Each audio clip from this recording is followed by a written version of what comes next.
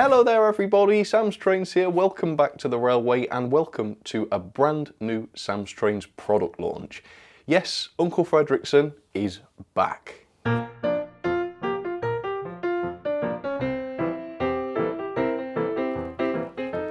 Following the economic upturn on the island of Morotoses, Uncle Fredrikson's amazing balancing coaches unfortunately fell out of favour, as larger coaches became the more efficient option.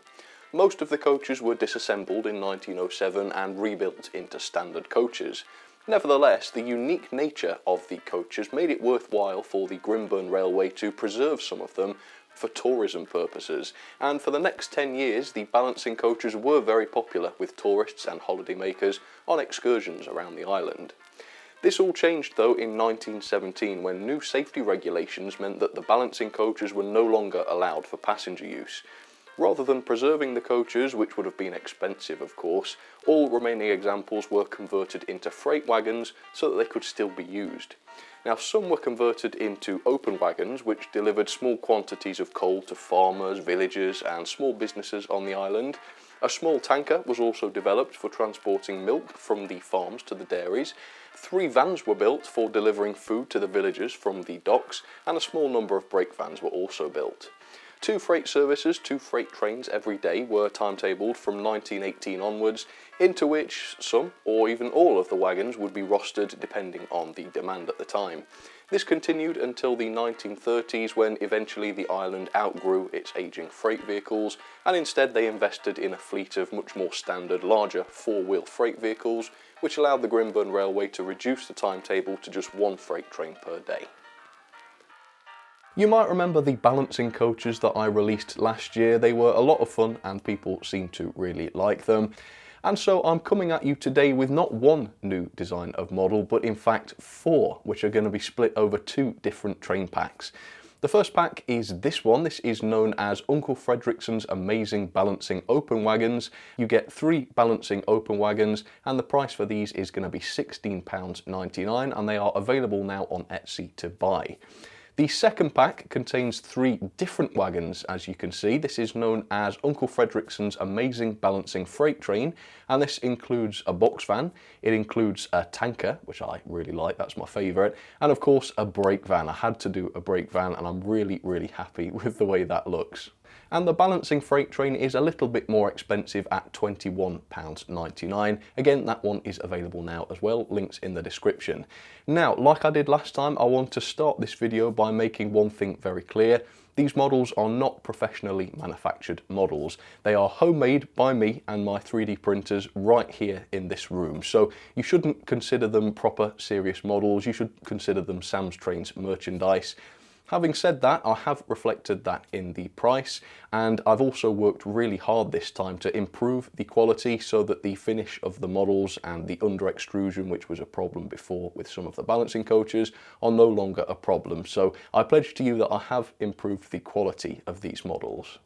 I've also done my very best to make the prices here as reasonable as possible. I'm not in this for making loads and loads of money, I just want to create something cool and send it out there that people can enjoy, while at the same time just making a little bit of money just to keep the channel ticking over. That is really all I want to do with these. So let me show you some of the models in the design phase to start with. So here we have the open wagons, as you can see. And these have the full outer wagon detail, including the doors and such. And the thing I like the most about these is the interior. You've got the wood panelling effects on the floor and on the inside walls. And I will show you more of that model up close in just a second. Moving on to Uncle Fredrikson's Amazing Balancing Freight Train. First of all, we have the box van, the van. Again, I'm really happy with this one because it's got all of the panelling, which actually looks pretty decent. I'm impressed, even I'm impressed by what the printers are able to do on that front. And of course, again, that has got all of the door detail and such, as well as quite an interesting roof design. The tanker, I think, is my favourite of the freight train.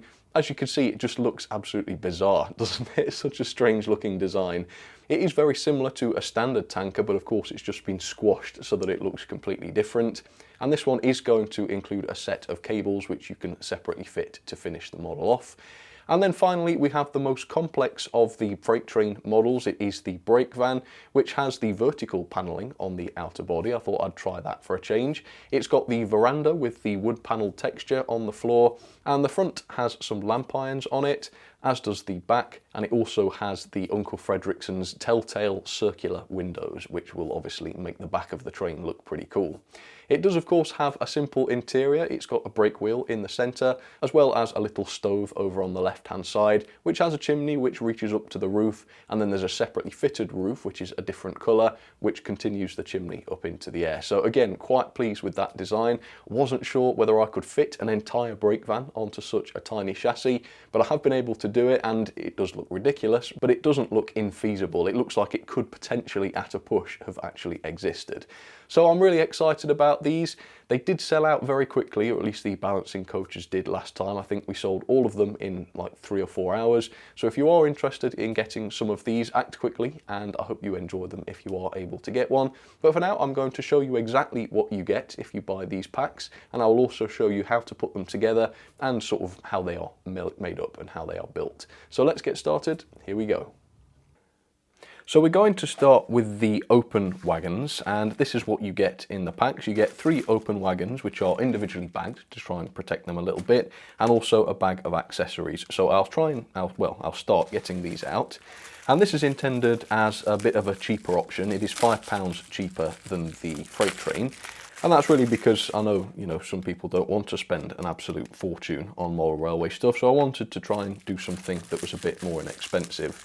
In a way, I wish they were even cheaper. I mean, I'm not making loads of money off these, but the fact is they take a long time to make. These are not injection molded models which just drop out of a machine. It takes hours and hours and hours to print them, so they're not as cheap as I would like them to be, but I've done my best to at least make them reasonable.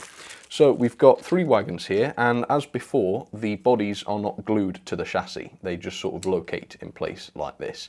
And that gives you quite a bit of choice. It means that you can paint the body separately if you want to, and then glue it on.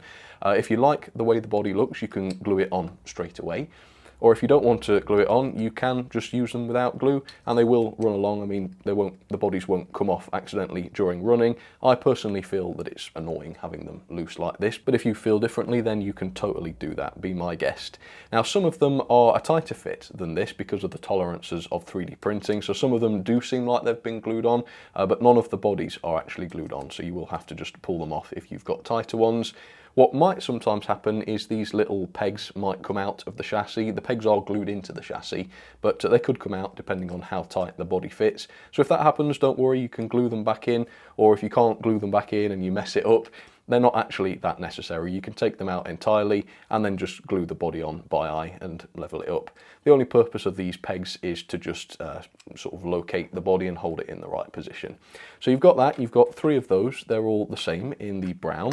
And then you've got an accessories pack, which includes, this is where people call me a big head, but people seem to like this before. So you've got just a little card with the number on it. This is just a sample, but it'll have 1 to 75, a number on it. And also I've just signed a little thank you there, just to thank you for purchasing. And then you've got the couplings as usual. So you've got the 2 standard NEM couplings, which will allow you to couple the wagons to a loco or another train or something. And then you've got the special Uncle Fredrikson's couplings, which are the same ones used on the balancing coaches.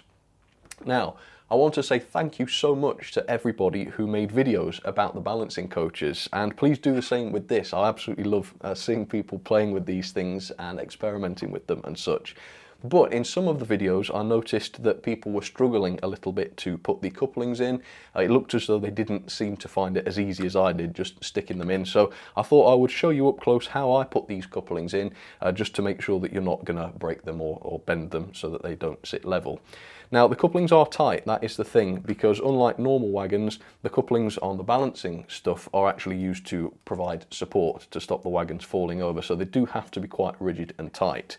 But what you do to couple them is I hook one end of the coupling into the pocket like that, and then using my thumb, I just turn it around, applying a gentle pressure until both of the little pins on the coupling are inside the socket, and then you can just gently push it in like that until it won't go any further, and that's how you couple them together.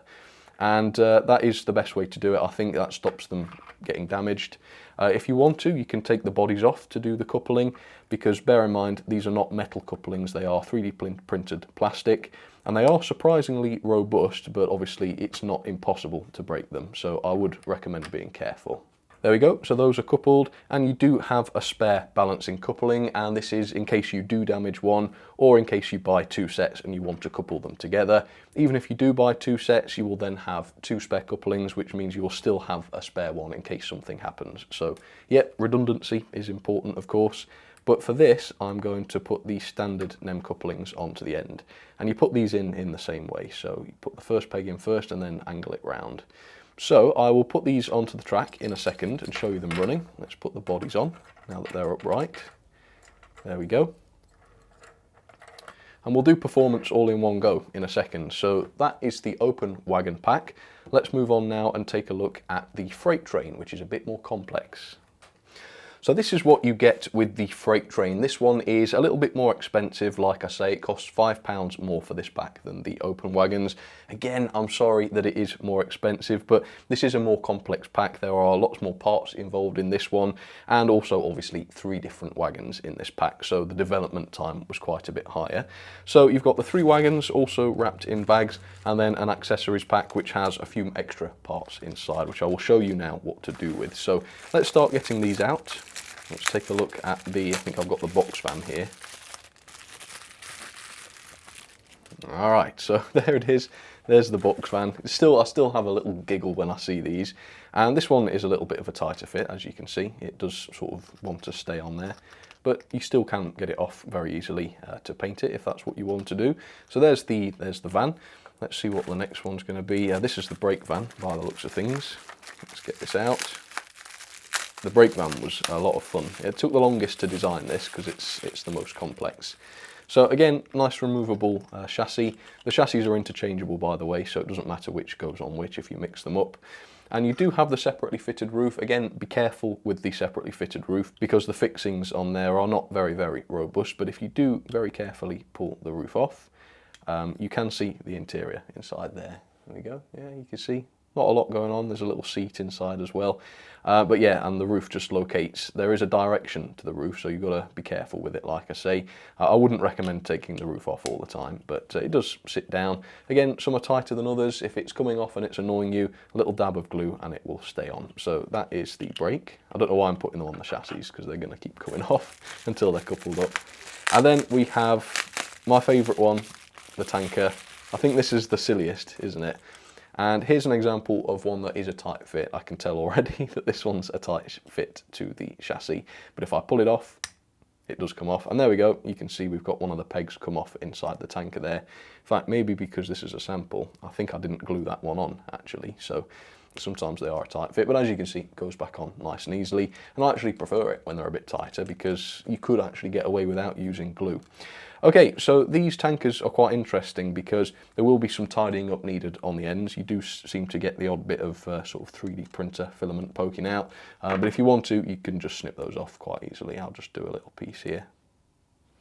There we go. So yeah, if you want to, make these look really good, you will have to sort of sand them and tidy them up a little bit like that.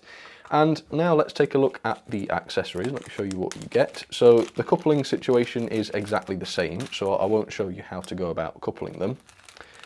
So you've got the 2 NEMs as you did before, exactly the same, and then 3 of the Uncle Fredrikson couplings. And you also get the card, of course. There we go. You get the Uncle Fredrikson card.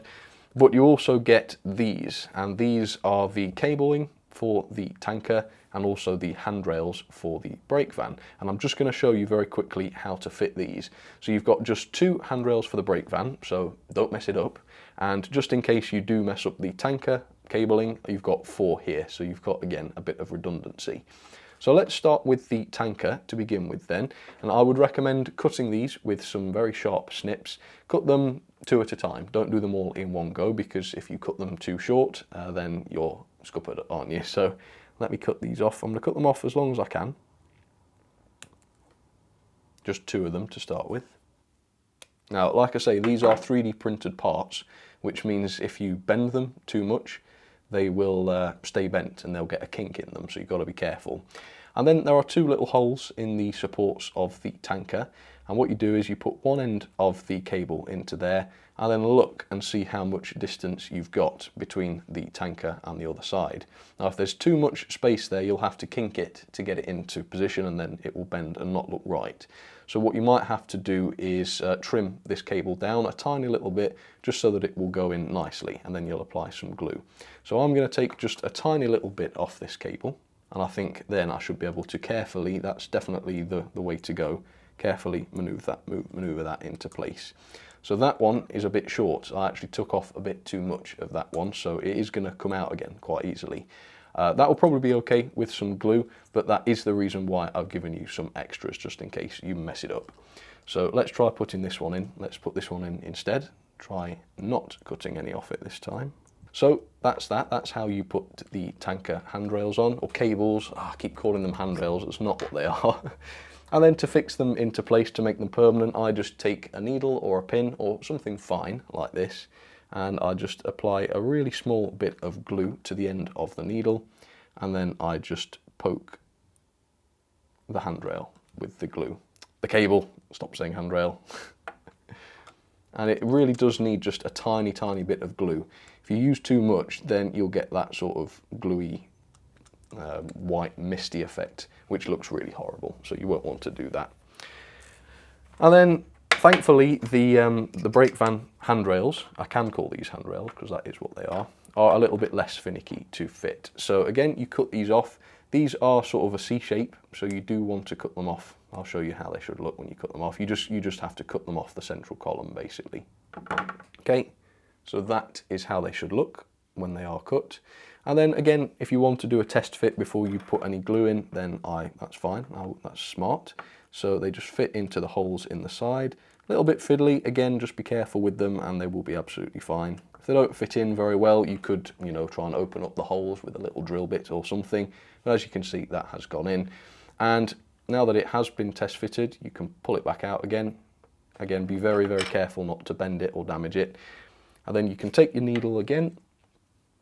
I would suggest putting the glue in first, but you can do it however you want. I'm not going to tell you what you've got to do. But yeah, for the tanker, I wouldn't really suggest putting the glue on first, but you could. Right, and then even more carefully this time, because there's glue involved, I'm going to push the handrail into place. There we go. And you'll do the same on the other side, of course. So I'm going to couple these together. There we go. And I've gone and put the box van on the end when I wanted the brake on the end, so I will do that. And then I will fit the rest of the details, and we'll take this and the open wagons down onto the track, and we'll give them some testing for you, show you how they work. Okay, the balancing open wagons are down onto the track, and of course these do come with proper good quality metal wheels, which means that they are nice and free rolling, even on 3D printed bearings. I mean, look at that, it's not bad at all, is it? As with the coaches, these wagons do have the balancing effect, which you can see a bit better from this angle, I suppose. So they can do cool stuff around curves and such. However, if you reverse them, beware, because if they go into this formation, it sort of causes weird things to happen. So yeah, don't spill your goods if that happens. Anyway, let's straighten the back up again, and I've got a lovely little locomotive to haul these. I think small locos always look the best. And then we have a successful coupling right there, which is pretty cool. And let's send just the open wagons around the track first of all, just to show you how those look. There we go. So again, it's a very, very unusual looking train, isn't it? But it does handle S-Bend's tight track, I mean, no problem, seems to work just fine. And of course they are fully compatible with the balancing coaches as well, I mean the couplings are, so you can couple the coaches to them as well if you'd like. So there you go, those are the open wagons in action. I think we'll move on now then and have a play with the freight train. Okay, so there you have it, the Uncle Fredrikson's Amazing Balancing Freight Train Pack. And again, these have got the same chassis, so they have the same metal wheels and such. I also didn't give you the weights for any of this stuff, but this pack here weighs in at 48 grams, so the best part of 50 grams. It's not bad really, given the size of the wagons. And then obviously the open wagons are a little bit lighter at 35 grams, but obviously they are much smaller. Okay, so they've got the same balancing effect, as you can see. I guess you can, I don't know if it's more or less noticeable with these, probably about the same. And let's see if we can couple up to them. Okay, let's give that a go. Same loco. All right, and as you can see, nice free rolling. So I think we'll jump straight into it. Let's have a little test with the freight train and then we'll put them together. There we go. It is such a bizarre sight, isn't it, even now? But there they go, staying on the track, of course. And the extra weight of the freight train obviously makes it even more stable. I mean, can you imagine seeing trains that look like this going past? I really do wish that it would have happened in real life. That would have been so cool. Anyway, I think what we'll do is something that I've never tried before, and that is to put the open wagons and the freight train together into one big train. It's crazy, I haven't tried this already, but no, I really haven't. Obviously I know it will work from a technical point of view because they have the same chassis as the coaches, and I vigorously tested the coaches, so I know it will work, but I don't know what it will look like, so let's give this a try. So of course you can, if you want to, couple multiple sets together using the standard NEM couplings. It does work, and it is easier that way to couple and uncouple things. But I think it looks better to use the actual balancing couplings between everything, because that way the spacing is the same between each of the wagons, and you also get the balancing effect, which crosses more of the train. So yeah, that looks pretty good. This is the first time I've put them together. I think what I will do later on is mix them up a little bit. So I might put the box van at the end, then a couple of the open wagons, and then maybe the tanker. Yeah, it might be fun to mix them up a bit, but I will try them all together like this in the two packs separate. So here we go, let's reverse up the loco. Couple. There we go. Nice coupling, as you can see. It's a bit, you would think that because they can twist like that the couplings would be failing all the time. And I think if you twisted them as far as they go, it probably wouldn't couple. Let's try that. But of course, if they are perfectly straight on the track, they do couple. So I've twisted this as far away as it will go. Will it still couple? Doesn't look like it. No, let's try it the other way. So if they're not coupling, you just have to make sure they're straight. I bet that will work. Yeah, that sort of did work.